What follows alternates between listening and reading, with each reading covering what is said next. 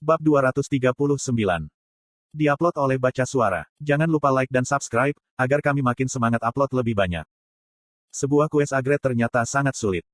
Kekuatan grid itu unik, sejak dia mendapatkannya, dia hampir dengan mudah menyelesaikan semua quest upgrade. Tapi, kali ini berbeda. Dia kehilangan lebih dari 1/6 stamina dan HP-nya, dengan biaya berburu 25 musuh. Itu adalah huru-hara yang tak terduga. Siapapun yang mendengar pernyataan itu akan berteriak. Karena, tidak ada hal seperti itu. Lebih akurat untuk mengatakan jika itu adalah pembantaian 25 orang tanpa hati nurani.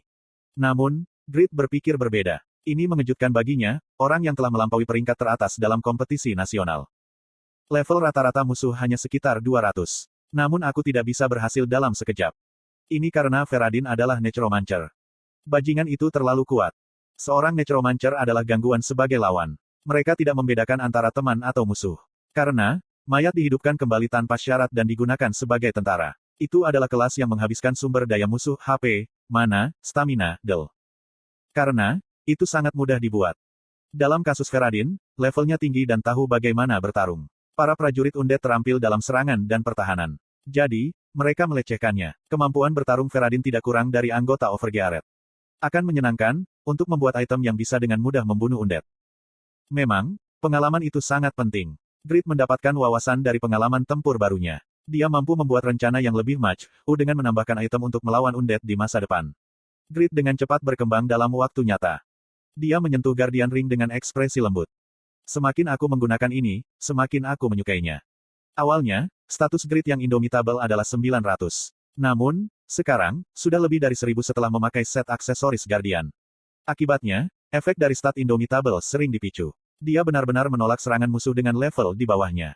Itu adalah hasil dari defense-nya yang tinggi, dan stat yang tidak bisa digoyahkan. Randy lebih dari yang aku harapkan. Grid tidak ragu tentang kemampuan bertarung Randy. Randy menyalin 30% statistik dan item Grid. Jadi, dia berada di sekitar Swordsman level 180. Namun, Pakmas Swordsmanship yang diberi peringkat legendari, memberi Randy sayap. Randy menyalin Pinnacle dan Link, serta Revolevele yang sangat berguna. Dia mampu mengalahkan beberapa player level 200, dan merupakan rekan yang sangat baik. Grid memujinya, ketika Randy kembali ke bentuk seorang gadis kecil. Kamu bertarung dengan baik. Mata Randy bersinar seperti bintang. Dipuji, senang. Itu adalah wajah tersenyum yang indah dengan flus. Sehi dulu imut seperti ini. Grid menepuk kepalanya dan berkata, aku juga ingin bertarung dengan Tuan. Nyang, mengapa kamu tidak membiarkanku bertarung? Nyang, mengapa binatang iblis terbaik diperlakukan seperti ini? Kiang. Noe telah berburu sendirian di sekitar Raidan dan sekarang level 143. Dia berharap untuk tumbuh bersama tuannya, saat bepergian bersama kali ini. Tapi, Tuan terlalu sibuk dengan doppelganger dan tidak memandang Noe. Dia tidak menyukainya. Grid menenangkan Noe yang cemburu. Kamu adalah senjata rahasiaku yang berharga. Aku tidak perlu meminjam kekuatan senjata rahasiaku, untuk sesuatu yang kecil seperti ini. Oh. Kata-kata, senjata rahasia, berharga, dan hebat, melekat padanya. Jadi, Noe benar-benar menyukainya. Dia menari dengan anggota tubuhnya yang pendek. Itu lucu dan konyol, karena tubuh gemuk Noe bergetar. Grid mengamati penampilan Noe. Tanduk yang naik dari dahi, sedikit lebih besar dan taringnya lebih tajam. Dia menjadi semakin seperti binatang iblis. Evil Power Grid meningkat 1 poin, setiap kali dia menjadi PK. Tentunya aku tidak akan menjadi iblis, jika Evil Power-ku meningkat. Semakin tinggi Evil Power, semakin besar kemungkinan dia pergi ke neraka. Namun, saat ini, tidak ada cara masuk dan keluar dari neraka. Sehingga, dia tidak bisa membayangkan hal-hal buruk. Kemudian, penduduk Ul yang selamat datang berlari. Pahlawan. Wali kota desa, Buddha menyambutnya atas nama semua orang. Jika kamu tidak membantu kami, orang-orang kami akan menghilang di latar belakang sejarah. Aku tidak tahu bagaimana mengungkapkan rasa terima kasih kami. Quest, penyelamatan Ul Clan, telah selesai. Afinitas dengan klan Ul telah meningkat secara maksimal. Klan Ul akan melompati tebing untukmu. Klan Ul membungkuk ke Grid. Grid mengambil Grid Sword Lord dan melihat kemampuan mereka. Statistik inteligen mereka sangat tinggi. Slot iklan. Kamu bisa pasang iklanmu di sini. Jenderal NPC memiliki inteligen sekitar 100. Tapi, rata-rata ulan klan adalah 300. Secara khusus, seorang gadis bernama Warin menonjol. Nama. Warin. Kelas. Pengungsi. Umur. 11. Titel. Terakhir dari keluarga kerajaan Ul Clan. Gender. Perempuan. Level. 7. Strength.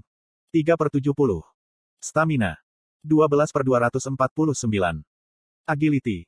14/398. Inteligen. 120/1890. Charm. 155/1503. Dignity. 30/550. Skill. Belum belajar apapun. Seorang yang selamat dari kerajaan Ul, yang dihancurkan oleh Kekaisaran Sahara. Identitasnya mungkin disembunyikan, tapi, dia sebenarnya memiliki garis keturunan bangsawan klan Ul. Ini bagus. Klan Ul adalah ras yang sangat bagus. Mereka akan berguna dalam banyak hal. Di antara mereka, adalah mungkin untuk melatih beberapa sebagai mage. Grid bertanya kepada mereka. Kekaisaran bukan tempat di mana kamu bisa tinggal. Apakah kamu mempertimbangkan untuk pindah ke Kerajaan Eternal? Petik 2. Kerajaan Eternal. Kerajaan Eternal adalah salah satu kekuatan besar di antara 17 negara di benua itu. Tapi, kerajaan-kerajaan ini tidak dalam posisi yang sama dengan Kekaisaran. Apakah Kerajaan Eternal akan menerima kami, yang diburu oleh Kekaisaran? Ini mungkin memberikan alasan bagi Kekaisaran untuk. Jika kamu bergerak secara rahasia, maka, Kekaisaran tidak akan memperhatikan. Tapi, keluarga kerajaan tidak akan bahagia. Jangan khawatir, pergilah ke Reidan. Bahkan, keluarga kerajaan tidak dapat campur tangan dalam administrasi seorang duke. Kamu siapa? Aku adalah penguasa Reidan. Aku berjanji, orang-orang di sana akan memperlakukanmu tanpa diskriminasi. Heok, itu artinya kamu adalah seorang duke. Petik 2. Klan Ul bingung. Mengapa duke kerajaan lain ada di Kekaisaran? Mereka tidak bisa memahaminya dengan akal sehat mereka. Grid berbisik pada Lawel.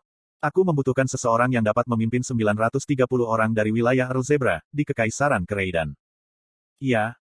Grid menjelaskan situasinya kepada Lawel yang bingung. Lawel yang gembira, kemudian merekomendasikan Faker. Grid merespons dengan terkejut. Faker, apakah itu oke? Faker selalu bergerak dalam kegelapan. Dia tidak menunjukkan dirinya di depan umum, dan bukan sosok yang cocok untuk memimpin orang. Namun, Lawel memberi pendapat berbeda. Kemampuan pemasangan perangkap Faker dan kemampuan penilaian situasional, adalah unik. Jika ada pengejar, dia bisa memasang perangkap secepat mungkin, serta diam-diam memimpin klan Ul. Aku tahu kemampuannya, tapi, bukankah ada seseorang yang lebih baik daripada Faker?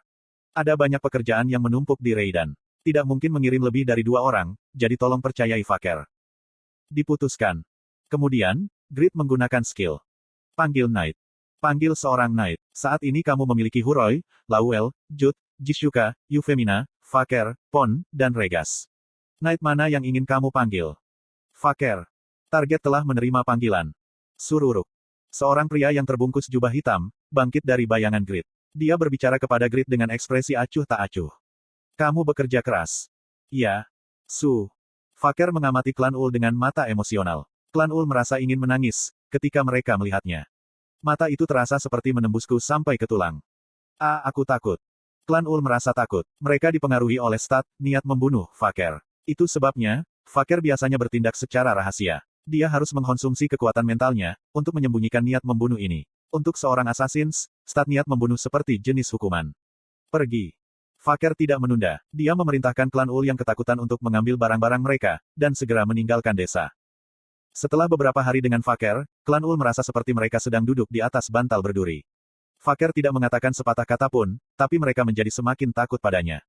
Mereka merasa akan mati jika menyentuhnya, dan bahkan tidak bisa bernapas saat di dekatnya. Di sisi lain, Grid mengubah jadwalnya dan sibuk berburu. Itu adalah pilihan yang tak terhindarkan, karena keburukannya yang naik menjadi player PK. Tidak mungkin memasuki desa atau kota, jika keburukannya tinggi. Mungkin baik-baik saja untuk bergerak bebas di Kerajaan Eternal, terlepas dari sosoknya yang kejam. Tapi, ini adalah Kekaisaran. Itu perlu untuk menurunkan keburukannya dengan berburu monster. Namun, monster di Zebra hanya level 180-220. Mereka memberi lebih sedikit XP dan itu tidak mudah untuk mengurangi keburukannya. Grid gugup, karena dia menunda lebih dari yang ia inginkan. Tapi, dia tetap tenang. Dia membeli waktu dengan berlatih ilmu Dual Sword dan meningkatkan XP Randy dan Noe. Kemudian, seekor merpati pos datang. Itu adalah surat dari Irene, yang secara teratur tiba seminggu sekali. Biasanya surat-surat itu mengungkapkan keinginan untuk melihatnya, tapi hari ini yang istimewa. Surat ini. Grid tercengang. Irene selalu menyatakan, jika dia ingin hamil. Tapi, dia tidak berpikir itu benar-benar mampu hamil dari hubungan antara player dan NPC. Sekitar sebulan yang lalu, perut aku mulai sakit. Aku tidak terlalu memikirkannya, tapi kemudian aku mulai mengalami gejala kehamilan. Entah bagaimana, aku merasa perutku. Air mata bahagia mengalir. Aku ingin memiliki seorang putra yang menyerupai suami yang terhormat. Heok. Seorang anak.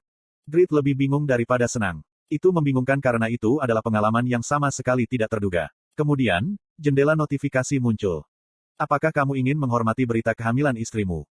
Kelahiran kehidupan baru harus diberi selamat. Tapi, mereka yang tidak memiliki rasa tanggung jawab harus mengingat, jika mereka tidak pantas menjadi orang tua. Pikirkan baik-baik.